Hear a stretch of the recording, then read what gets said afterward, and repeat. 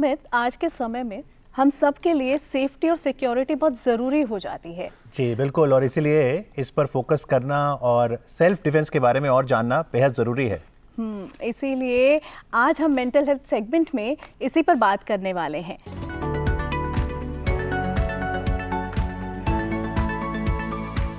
चलिए mental health segment में जानने का प्रयास करते हैं कि सेल्फ डिफेंस से जुड़ी साइकोलॉजी आखिरकार है क्या। यहाँ स्टूडियोज में स्वागत करना चाहेंगे डॉक्टर सुजाता सतपथी जी का। गुड मॉर्निंग डॉक्टर साहब। Good morning. Professor clinical psychology, department psychiatry, AIIMS से। आपका बहुत स्वागत है डॉक्टर साहब, जब सेल्फ डिफेंस की बात आती है ना, है तो ज़रूरी सबके लिए, लेकिन हम में से कई कह सकते हैं ये मेरे बस की बात नहीं। तो कैसे मानसिक परिवर्तन लाएं कि ये ज़रूरी है? सबसे पहले तो ये जो सेल्फ डिफेंस आप बोल रहे हो ना, ये एक स्टेट ऑफ माइंड है, राइट, जो कि इस विश्वास से शुरू होता है कि मैं कर सकती हूँ and I am worthy of doing this, so I am capable of defending myself. So ये जो विश्वास है ना, ट्रेनिंग की शुरू होते ही ये शुरू हो जाता है। And the number of days आप ट्रेन करते हो बच्चों को, तो उसी दौरान ये विश्वास जो है ताकतवर भी होती है।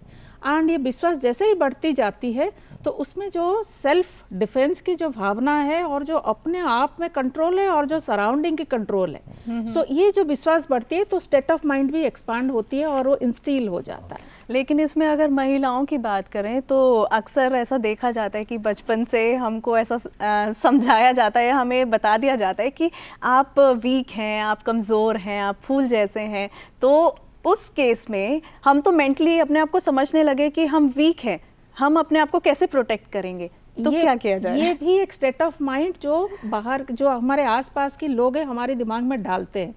तो ये जो सेल्फ डिफेंस है ये उसी की एंटीडोट है। सो जैसे ही हम शुरू करते हैं अर्ली स्टेज में और रेगुलर सेल्फ डिफेंस ट्रेनिंग करते हैं, सो ये जो स्टेट ऑफ माइंड है ये बदल के उसमें रिप्लेसमेंट होती है कि I am worthy of defending myself. So मेरी कंट्रोल मेरी हाथ में है।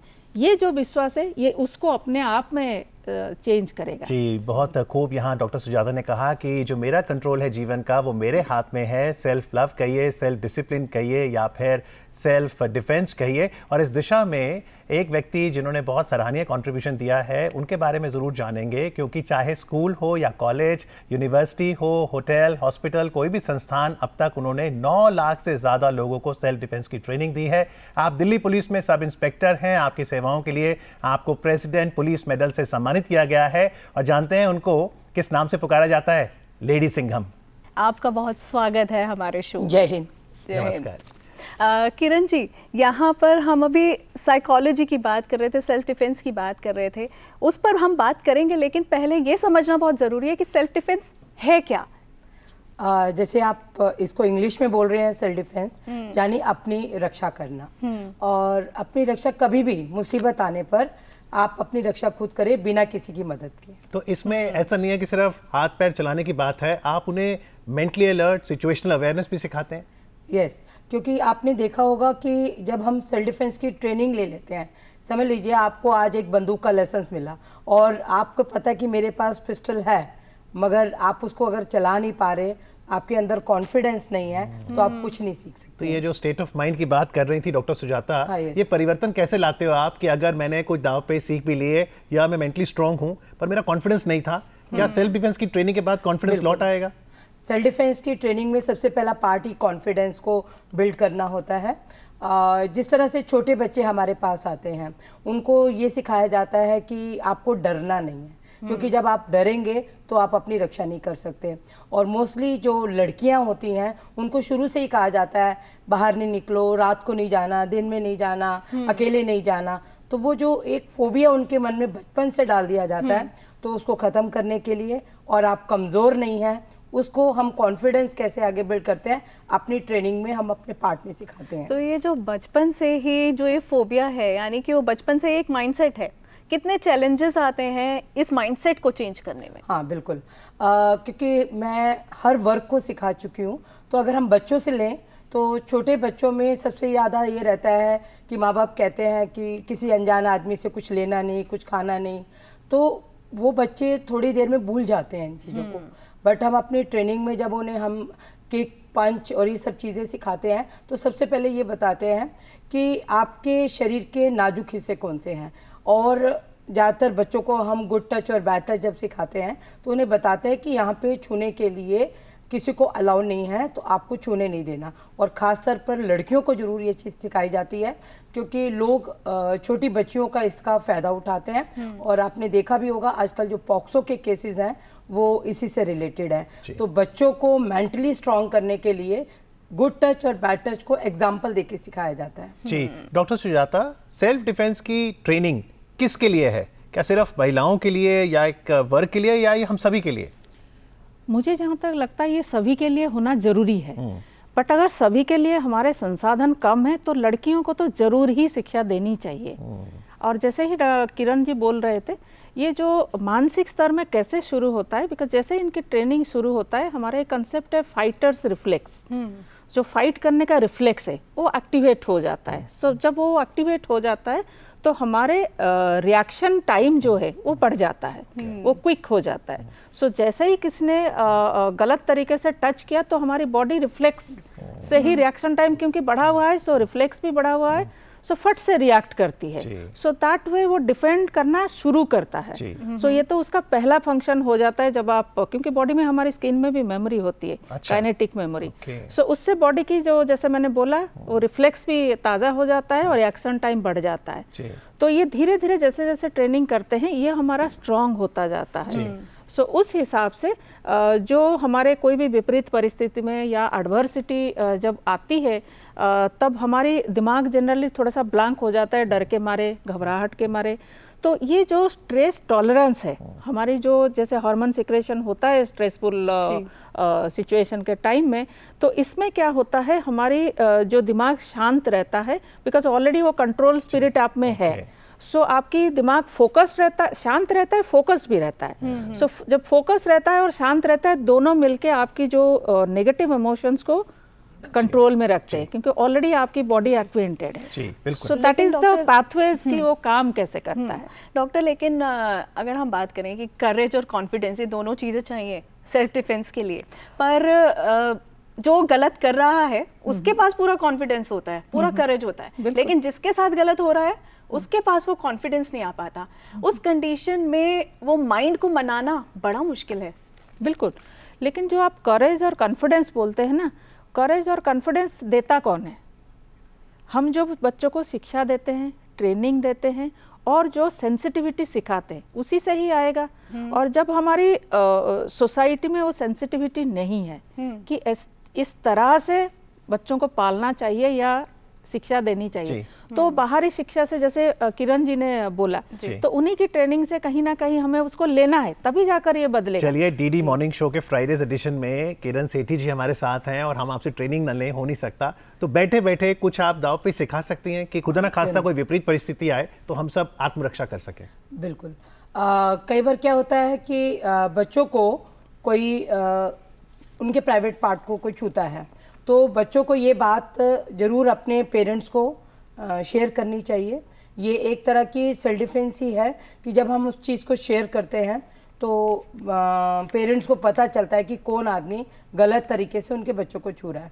मगर मैं बच्चों को ये बताना चाहूँगी कि अगर कोई आपको आपके लिप्स पर, आपकी ब्रेस्ट पर या आपके यूरिन पॉइंट पर कोई छूता है या आपके हिप्स को कोई टच करता है, तो आप उसी टाइम उन्हें नो बोलें। अगर वो बहुत आपके नज़दीक है तो एक ये पंच बनाएं और उसकी नोज़ पर मार दें, तो मीन सामने वाले को इफ़ेक्ट पड़ेगा। बच्चों को अगर इस तरह से अपना बचाव करना आ जाएगा तो वो सामने वाला भी डरेगा।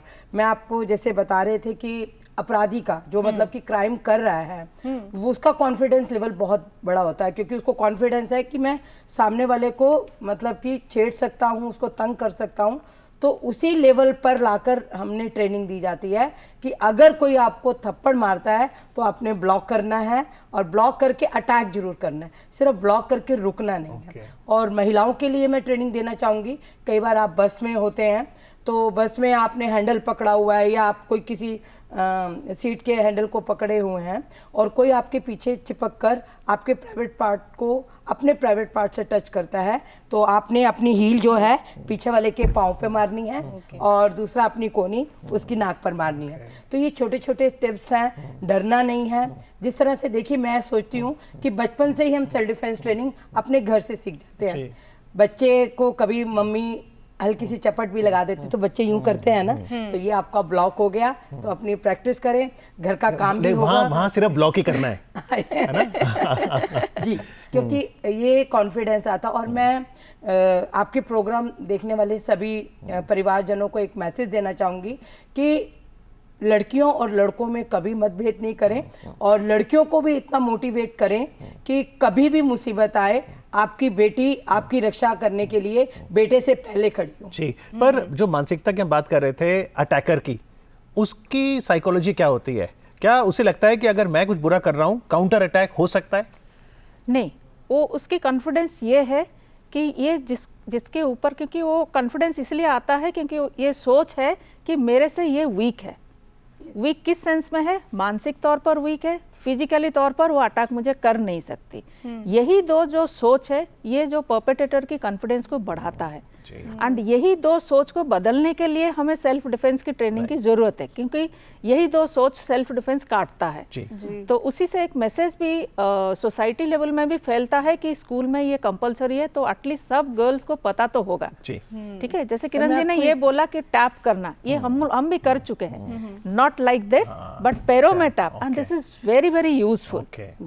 और जैसे कि आप बता रहे हैं कि जो क्राइम करता है उसका कॉन्फिडेंस लेवल डिफेंस करने वाले से ज़्यादा होता है, मगर मैं आपको ये बता दूं, आप भी महसूस करेंगे उसका कॉन्फिडेंस लेवल छोटे लेवल पे रहता है, जल्दी लूज हो जाता है। जैसे ही उसको रिवर्स में अटैक आता है उसका कॉन्फिडेंस लेवल डाउन हो जाता है। तो आप ये मत सोचिए कि सिर्फ जो क्राइम कर रहा है वही पावरफुल है, मारने वाला उससे कई गुना ज़्यादा पावरफुल होता है, क्योंकि उसने हर बार डिफेंस करने की प्रैक्टिस की होती है। जी, एक और पहलू में टच करना चाहूँगा यहाँ पे किरण जी। सेल्फ डिफेंस आता है तो आपको लगता है फिजिकल अटैक ही हो रहा है, मारपीट ही हो रही है, लेकिन अब तो साइबर का ज़माना है। तो हो सकता है वो मेरे को मारपीट नहीं कर रहा, लेकिन मेरा पीछा कर रहा है, मेरा रास्ता रोक देता है, इंटरनेट पर मेरे को स्टॉक कर रहा है। जी, इसके लिए भी मुझे सेल्फ डिफेंस सीखना होगा। हाँ, ये सेल्फ डिफेंस एक तो होता है फिजिकली और एक होता है mentally.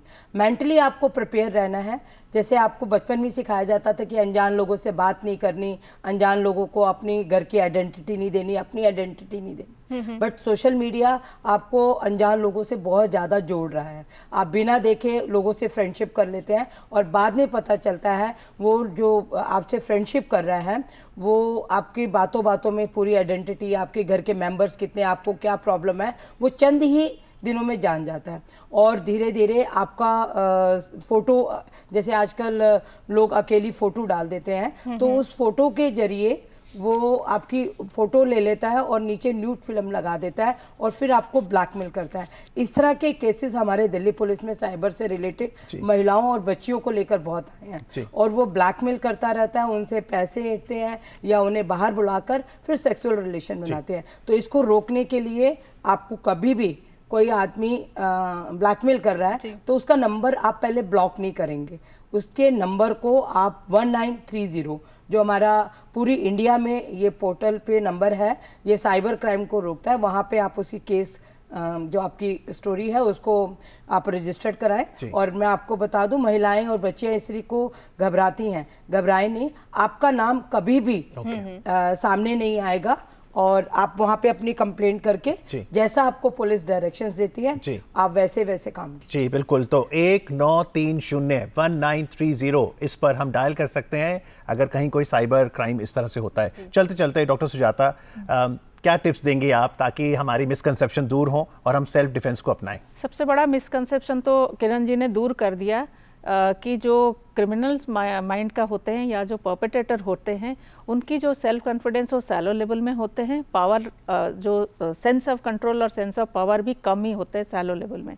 So the moment they feel कि ये बंदा ट्रेंड है और मेंटली फिजिकली बोथ ट्रेंड है, सो ऑटोमेटिकली उनकी जो कॉन्फिडेंस आप बात कर रहे हैं वो ध्वस्त हो जाता है। सो उसके मन में डर आता है, जो वो डराता है वो डर आता है। तो हर बच्चे को, चाहे लड़की हो चाहे लड़का हो, उनको सेल्फ डिफेंस की ट्रेनिंग कंपलसरी और मैंडेटरी करना चाहिए। और आज मुझे लगता है पिछले दिल्ली हाई कोर्ट की आपने पढ़ा होगा एक जजमेंट, जो उन्होंने बोला है कि स्कूल के स्टूडेंट्स को सेल्फ डिफेंस की ट्रेनिंग मैंडेटरी करना है। एंड मैं उसकी सराहना करती हूँ। एंड बिल्कुल बच्चों में तो सब इंक्लूडेड है, तो बच्चों से अगर शुरू होता है वो सोसाइटी की मानसिकता की भी उसी हिसाब से परिवर्तन होगा, क्योंकि सोसाइटी बच्चों से ही बढ़ता है। तो इसलिए मुझे लगता है ये कंपलसरी और मैंडेटरी करनी चाहिए। एंड इस मैसेज के साथ कि सेल्फ डिफेंस जितना फिजिकली जरूरी है तो है, बट मुझे लगता है ये मेंटली बहुत ज़्यादा सशक्त आपको बनाता है और एम्पावर बनाता है। बिल्कुल, तो मेंटली भी सशक्त होना है, फिजिकली भी पावरफुल बनना है, अवेयरनेस ज़रूरी है। आप दोनों हमारे साथ जुड़े, इसके लिए आप दोनों का बहुत बहुत शुक्रिया। Thank you very much.